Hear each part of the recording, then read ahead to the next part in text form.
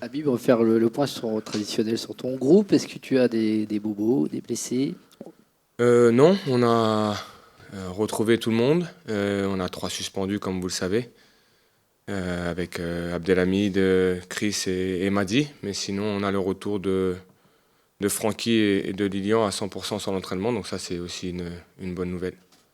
Les Sofarou, par contre, était absent. Oui, Juste un bah, mot. parce que par rapport à ce qui s'est passé, il faut, il faut faire attention quand même, parce qu'il y a des plaies. Donc voilà, c'est pour ça qu'il était absent. Un mot sur la nouvelle recrue comme Esteban Le Paul. Est-ce que tu peux tout simplement nous décrire pourquoi c'est un profil qui te plaît? Moi déjà parce que c'est quelqu'un qu'on avait ciblé depuis très longtemps, de par son potentiel à avoir été capable de s'adapter à tous les niveaux auxquels il a été confronté. J'ai dit c'est peut-être la belle histoire, c'est que il y a maintenant de ça 4 ans, j'ai voulu le recruter lorsqu'il était à Orléans et que j'étais entraîneur du Red Star. On ne l'a pas pris alors qu'il avait marqué contre nous avec Orléans. Ensuite, l'année d'après, j'ai voulu le recruter avant qu'il parte à Épinal. Il est parti à Épinal, il a mis 12 buts en 6 mois. Il est ensuite parti à Angers. Et là, pour la troisième fois où je veux le recruter, il est enfin là. Donc déjà, c'est pour l'histoire aussi toujours intéressant de voir le lien qu'il peut y avoir dans le temps. Et c'est surtout aussi un joueur qui a montré toutes ses capacités en Ligue 1 à s'adapter dans plusieurs systèmes. Dans une équipe qui n'était pas prédisposée à jouer le haut de tableau, il a marqué pas mal de buts en Ligue 1. Et lorsqu'on regarde qu'aujourd'hui la Ligue 1 est très difficile pour les attaquants, c'est un joueur qui a montré qu'il était capable de s'adapter devant tout seul, en connexion. C'est un joueur qui aime les espaces, dévorer les espaces, qui a beaucoup de spontanéité devant le but et qui, je trouve, offre beaucoup de profondeur, ce qu'on n'avait peut-être pas assez dans notre jeu. Et je l'ai vu déjà dès ce matin dans ce qu'on a fait à l'entraînement. C'est un joueur qui est attiré vers le but, qui est attiré par le but. Et on avait besoin d'un joueur comme celui-ci avec le départ d'Arnaud Kalimuendo. Et forcément, la volonté pour nous de renforcer cette équipe. Et puis il a surtout un état d'esprit de revanchard et un état d'esprit qui l'amène à vouloir continuer à progresser à 25 ans. Et ça, c'est très important pour nous dans le club d'avoir ces joueurs-là qui ont une envie de continuer à évoluer et donc qui arrivent avec une grande fin dans ce club. Une semaine forcément un peu particulière. Est-ce qu'il est prêt à débuter éventuellement? Oui, il est prêt à débuter. Je pense que aujourd'hui, c'est ce que je lui ai dit. Ce match-là ne doit pas tourner autour de lui par rapport à sa situation d'avant. Il doit lui permettre d'être aujourd'hui à 100% dans notre projet et de se sentir libre de maintenant faire la même chose qu'il faisait à Angers, mais en le faisant au Stade Rennais et en continuant à progresser. Mais il est déjà très content d'être ici et ça, c'est ce qui lui permettra d'être performant si dimanche il est amené à débuter. Si dimanche il est amené à débuter. Le scénario du match à Lorient, il peut créer des frustrations chez tout le monde, chez Kader qui est sorti plus tôt, chez les joueurs qui ont dû faire plus d'efforts, chez le staff qui avait préparé un plan de base. Comment tu as géré la semaine par rapport à ça et comment tu gères aussi ce que tu vas dire à ton groupe pour le début de match pour pas que ça trotte dans les têtes de se dire on peut se prendre un carton rouge, comment on gère ces choses-là?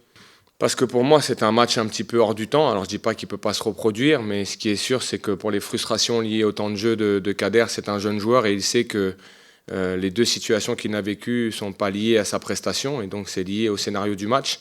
Et si je devais l'expliquer, contre Marseille, c'est parce qu'on veut garder de la profondeur avec Moussa El Tamari et que sur ce match concrètement de Lorient, on se dit qu'il faut qu'on ait la capacité d'avoir un joueur devant qui nous permette de garder les ballons et peut-être que par rapport au profil de Kader, si cette situation était arrivée à la 80e minute, je garde Kader sur le terrain parce que j'en ai besoin sur toutes les situations de coup de pied arrêté, parce que j'ai besoin qu'il cale le ballon.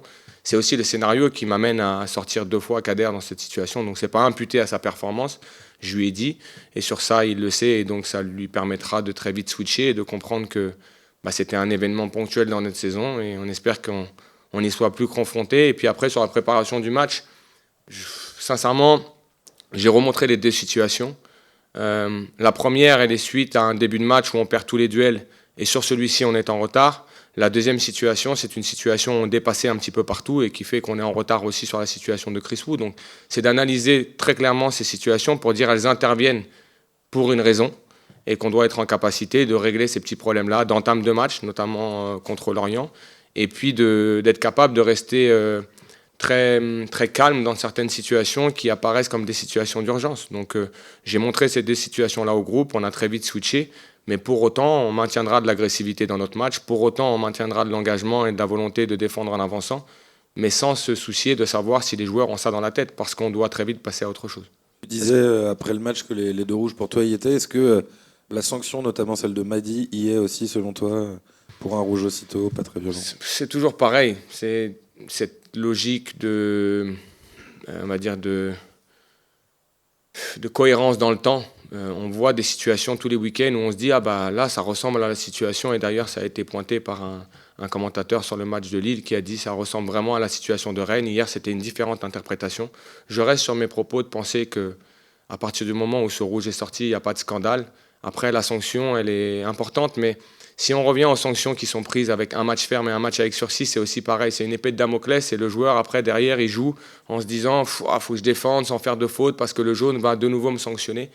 Bon, c'est comme ça, on se plie à cette décision-là. Est-ce qu'elle est juste, est-ce qu'elle n'est pas juste? Ce n'est pas à moi de la juger. Je reste sur mes propos de dire que les 2 cartons rouges qui ont été sortis sont 2 cartons rouges qui peuvent paraître logiques. Voilà. Est-ce que tu es impatient d'être à lundi soir, de savoir exactement sur qui tu peux compter? Parce que Oui, quelques arrivées et plusieurs départs qui sont envisagés, ça ne doit pas être facile de bâtir un groupe pour aller à Angers. Non, c'est pas que c'est pas une question d'être facile ou pas facile. Ça l'est pour moi parce que j'ai les idées très claires sur ce qu'on veut faire. Par contre, il y a une réalité, c'est que ça fait quand même maintenant 2 mois qu'on est sur ce mercato, 2 mois qu'on est sur cette configuration de l'effectif, qu'on a encore des départs qui doivent intervenir et qui seront peut-être tardifs, voire à la dernière minute. C'est des joueurs avec qui on a créé du lien aussi, et du lien affectif, mais ça nous demande aussi de continuer à agir sur ce marché-là, que ça soit dans le sens des arrivées ou dans le sens des départs, et qu'on a envie de clôturer ça pour que tout le monde puisse se projeter à 200% sur au moins une demi-saison, et de se dire aujourd'hui je suis au Stade Rennais,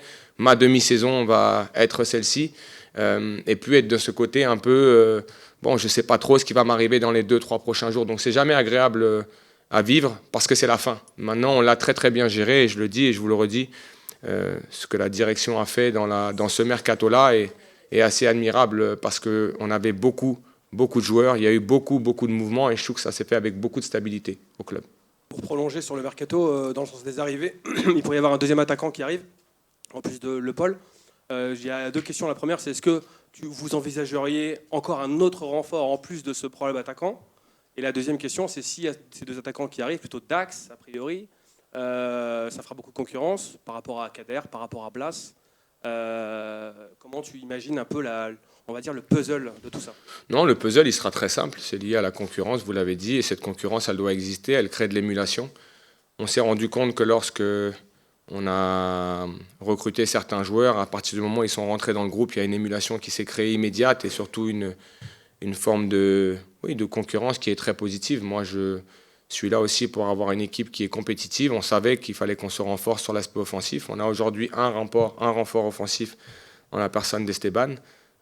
Si on en a un deuxième, ça sera très très bien. Et après, sur la logique de renforcer l'équipe, je pense qu'à partir du moment où on aura ce deuxième renfort offensif, je pense qu'on ne sera pas loin d'avoir clôturé ce qu'on veut faire.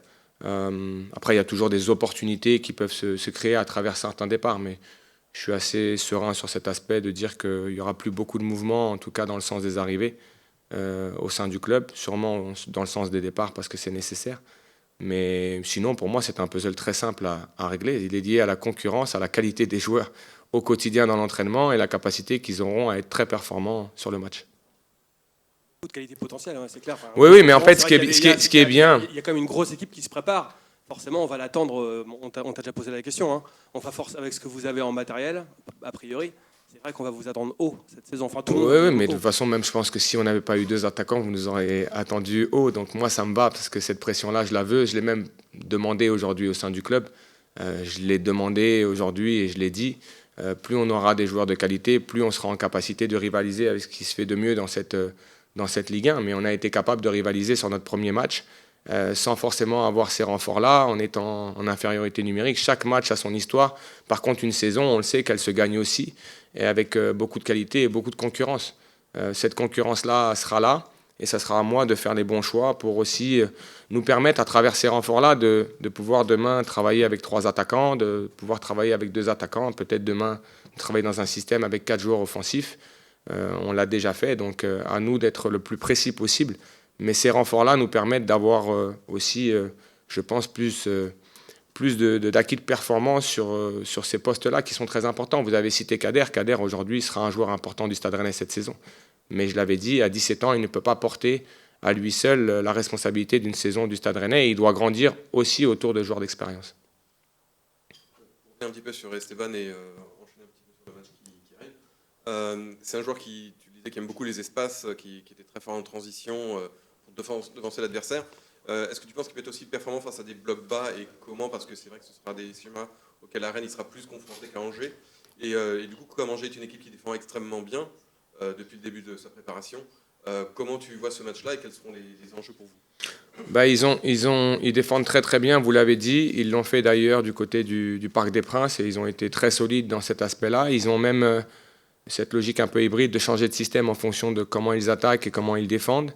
Après, face à des blocs bas, on y sera peut-être confronté beaucoup cette saison, mais on a vu qu'Esteban était très performant sur centre face à des blocs bas, très performant sur coup de pied arrêté. Je vous l'ai dit, il a beaucoup de spontanéité dans la surface de réparation et c'est ce qu'il faut aujourd'hui dans notre effectif par rapport à d'autres profils. Et donc, je n'ai pas de problème sur le fait qu'il puisse s'adapter parfaitement sur des logiques de bloc bas. Et la transition, on en a eu besoin en quelque sorte sur nos 2 premiers matchs. Donc, le scénario du match face à Marseille, par exemple, nous a vu travailler en transition. Il faut qu'on soit cette équipe capable de maîtriser tous les aspects du jeu. Et de temps en temps, on sera confronté à jouer un petit peu plus bas et de profiter de la qualité d'Esteban, c'est de prendre ces espaces-là. Et je vous dis, ce matin, dans un espace très réduit, on a déjà vu ces connexions-là et cette volonté d'attaquer le but très souvent. Et je trouve qu'il nous amène une caractéristique peut-être qu'on a moins sur d'autres joueurs. Est-ce que, comme avec Valentin Rongier contre Marseille, tu vas faire un tête-à-tête avec Esteban Le Paul pour qu'il valide Non, votre plan? je ne l'ai pas fait. Et on a déjà analysé. Valentin était arrivé bien avant, justement. Il n'est pas arrivé à 2 jours du match de Marseille. Il est arrivé bien avant, donc on avait eu le temps de discuter. Je ne veux pas aujourd'hui charger plus la tête d'Esteban Le Paul en lui demandant comment on va jouer Angers. On a analysé Angers. On les a déjà analysés depuis un moment et on a travaillé toute cette semaine. Et donc, aujourd'hui, je n'ai pas besoin de confirmation par rapport à ça. Et je veux surtout qu'Esteban soit libre et que ça ne soit pas un match événement pour lui, et parce qu'il le sera déjà sur l'aspect émotionnel naturellement, parce que c'est son ancien club, mais de ne pas aller plus loin dans cette discussion avec Esteban. Juste pour compléter sur le mercato, est-ce qu'il faut s'attendre à un départ et de Salah et de Yildirim? Mais si c'est le cas, est-ce qu'il y aura donc un troisième éventuellement attaquant, un troisième nouvel attaquant? Non. Si aujourd'hui on va sur le marché, il n'y aura qu'un renfort offensif, pas 2. Sauf opportunité de marché exceptionnelle. Mais je ne veux jamais dire jamais, mais dans l'optique aujourd'hui, on regarde sur les opportunités aussi pour les joueurs, parce qu'il y a des joueurs qui ont émis le souhait de partir, et donc ça peut se décanter très très vite. Il y a aussi une logique, et vous le savez, de nombre de prêts disponibles à l'étranger et en France, et donc tout ça est parfaitement géré par Loïc Désiré. Oui, dans ton esprit, notamment sur le poste de piston droit, il y a Francky et il y a Altamari en doublure. Il y a Francky, il y a El Tamari, il y a Hans Satobourg qui est toujours au club, qui peut jouer aujourd'hui à ce poste-là. Il y a Najida qui a joué aussi à ce poste-là. Donc on a beaucoup d'opportunités de aujourd'hui pallier à l'absence de l'un ou de l'autre. Ça nous permet aussi par moment de se dire que si on n'a pas le joueur, on changera de système et on s'adaptera par rapport à tout ça. Mais ce qu'on ne veut pas, c'est en fait empiler les joueurs pour empiler des joueurs. On n'a pas de Coupe d'Europe et donc on a une saison où aujourd'hui, il faut se dire qu'une saison comme la nôtre aujourd'hui, vous savez, vous avez 13-14 joueurs qui font plus de 95% du temps de jeu. Le reste, c'est pas beaucoup de temps de jeu pour tous les autres. Donc il ne faut pas non plus qu'on entasse numériquement les joueurs. Et c'est surtout, et je le redis, il y a la volonté pour nous de maintenir un nombre de joueurs cohérent pour qu'on puisse donner la place à 2-3 de l'académie pour venir s'entraîner avec nous lorsqu'on a des opportunités de les amener avec nous pour les voir. Et c'est ce qu'on a fait déjà cette semaine. Et Alidou, juste aussi dans quel rôle lui, c'est forcément les 3 de l'axe dans ton système actuel, là où tu l'imagines, ou éventuellement piston droit?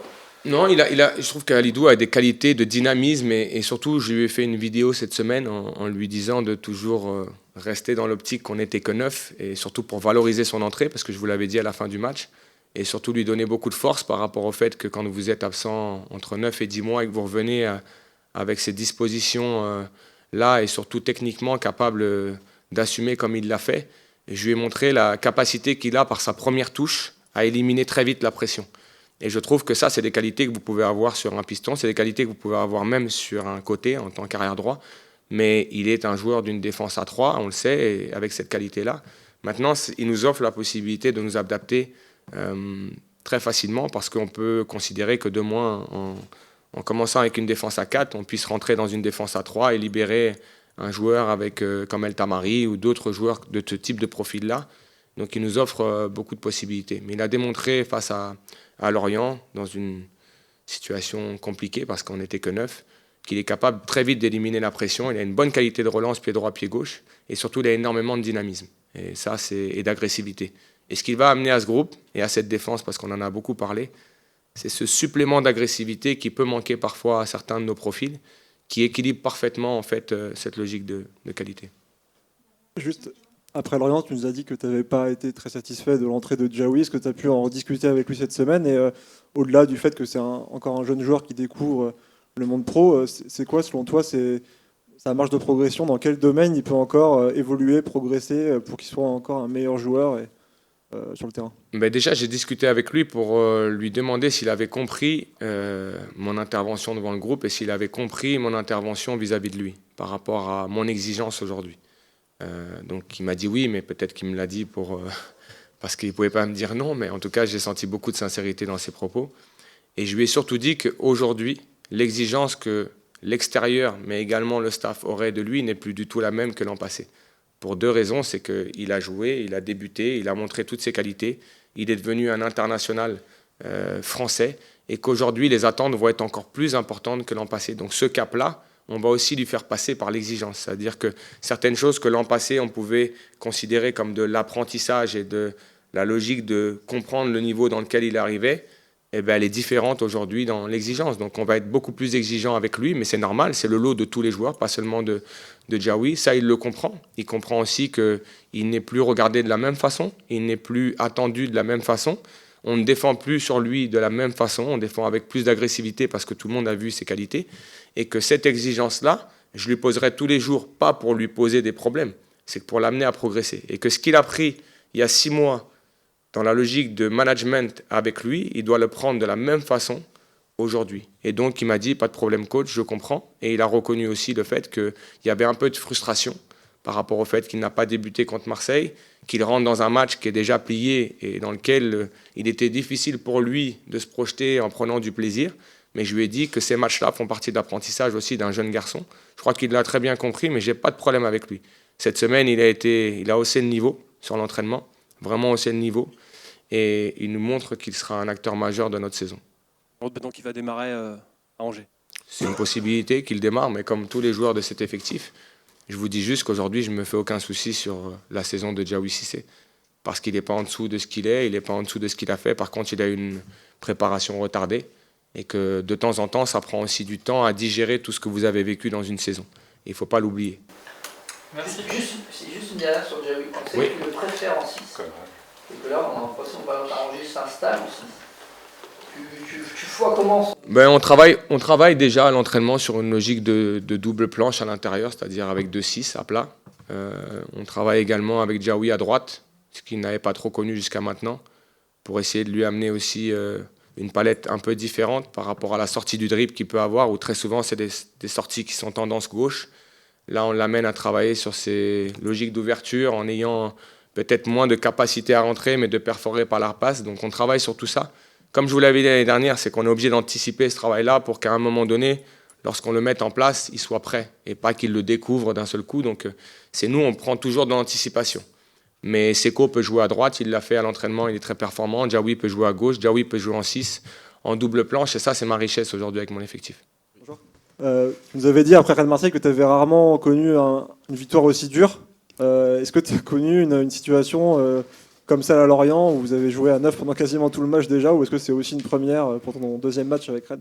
Non, pour moi c'est aussi une première de jouer à 9 dans un match et surtout aussitôt, même dans tout match, mais c'est une première à 9. C'est une situation délicate, une première pour moi, donc on s'adapte, on court un peu plus, mais j'espère que ça se reproduira plus, mais c'est toujours pas bien de les vivre, mais on va dire que c'était à vivre.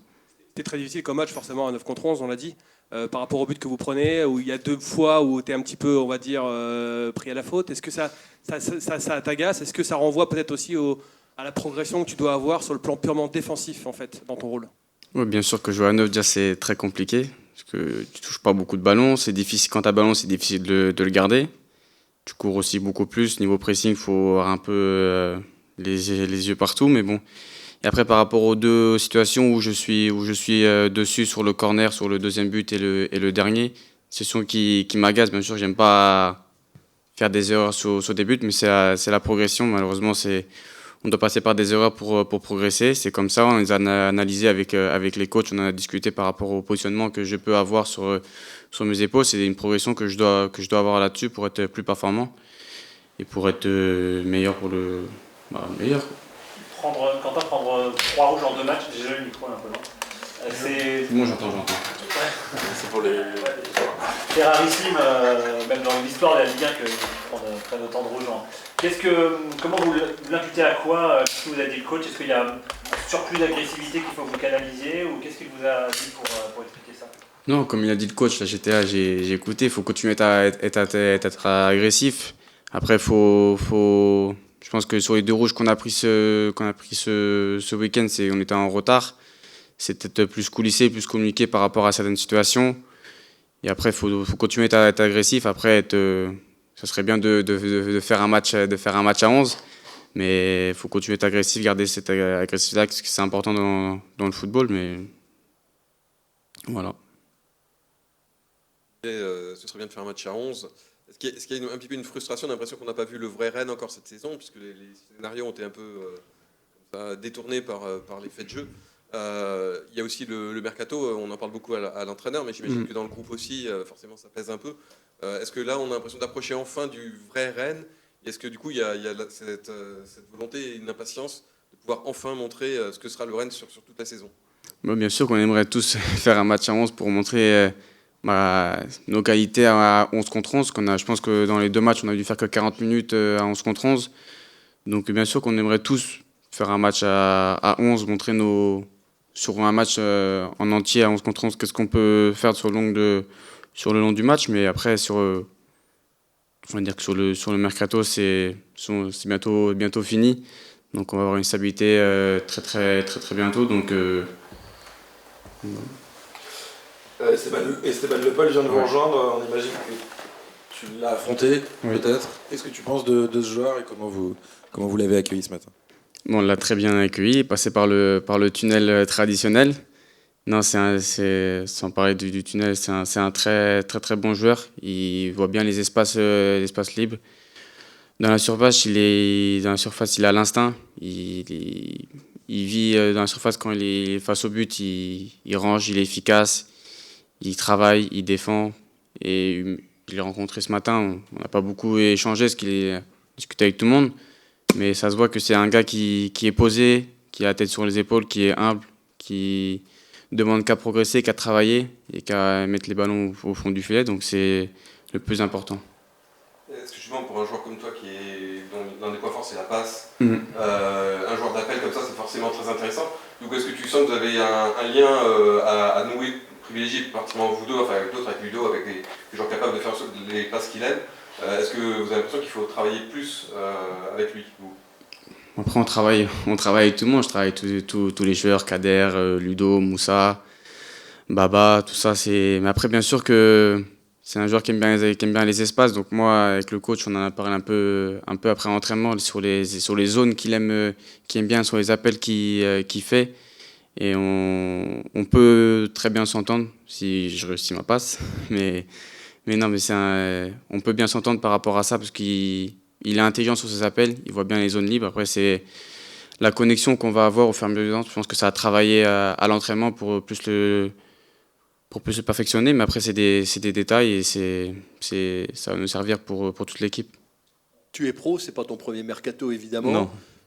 Tu en as connu un certain nombre. Mais comment est-ce qu'on est ensemble dans un groupe quand on sait qu'il y en a 5 ou 6 avec qui on s'est entraîné ce matin, qui seront peut-être plus là demain matin et qui ont peut-être des choses qui leur trottent dans la tête? Est-ce que ça transparaît dans les entraînements?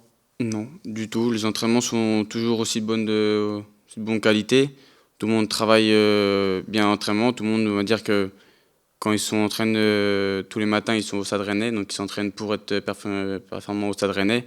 Après, on sait que le mercato, ça peut aller tellement vite pour des joueurs. Ils peuvent s'entraîner ce matin et se trouvent demain, ils seront plus là. Ça peut arriver, mais en tout cas, moi, ce que je vois à l'entraînement, c'est que tout le monde est là, tout le monde travaille bien, tout le monde est content de s'entraîner avec le groupe, tout le monde est content de porter ces couleurs-là, donc c'est le principal. Quentin, tu as l'air de t'être bien adapté. Comment tu te sens? Tu as eu performance tout de suite face à Marseille, dans un club qui évidemment avec moins de pression peut-être qu'à Marseille, mais comment tu dirais que l'adaptation s'est passée? Moi, je me suis très vite bien adapté. Après, j'avais la chance de connaître déjà beaucoup de joueurs qui étaient au club, comme Jérém, Djaoui, Lilian qui était ici, Ludo que j'ai eu à Nantes. Après, je suis arrivé avec Val aussi, donc ça m'a aussi aidé. Mais c'est un groupe qui vit bien, où je me suis très vite adapté, où j'ai rencontré des très belles personnes, avec des gens qui travaillent au club qui sont top, qui sont à l'écoute de tout le monde, on travaille. C'est vraiment une famille, une vraie famille qu'on est là pour aller travailler de l'avant. C'est un peu plus calme que ton ancien club quand même depuis.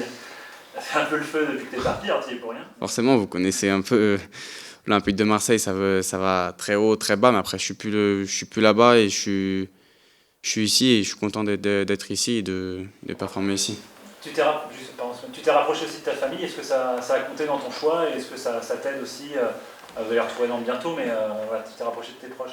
Ça va pas compter dans mon choix, bien sûr que c'était un plus. Aujourd'hui, je suis à 1h30 de ma famille. Donc je veux dire, je peux les voir plus facilement, il y a moins de temps de route.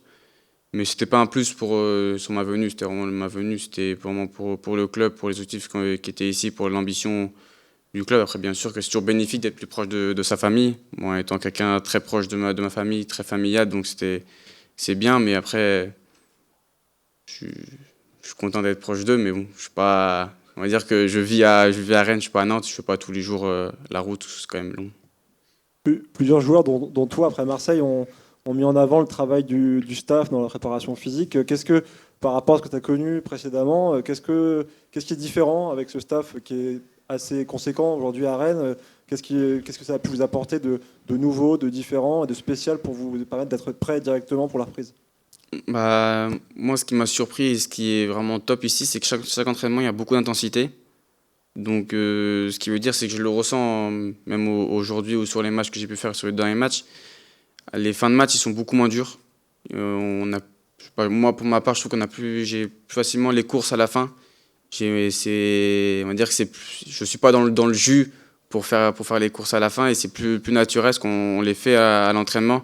À l'entraînement, on met beaucoup d'intensité, on travaille fort, on fait des courses. Dans les petits jeux, c'est très tonique, très intense. Donc c'est ça qui m'a beaucoup surpris et ce qui est bien. Parce que d'ailleurs, pas pour critiquer, mais à Marseille, c'était beaucoup ballon. Le coach aimait bien la tactique à Marseille, c'était beaucoup ballon, il y a moins d'intensité. Mais là, on fait du jeu et on met de l'intensité dans les entraînements. Et c'est ça qui fait, on va dire, notre force sur les deux matchs. Même si on était à 11, on a beaucoup couru, on a pu finir les matchs quand même.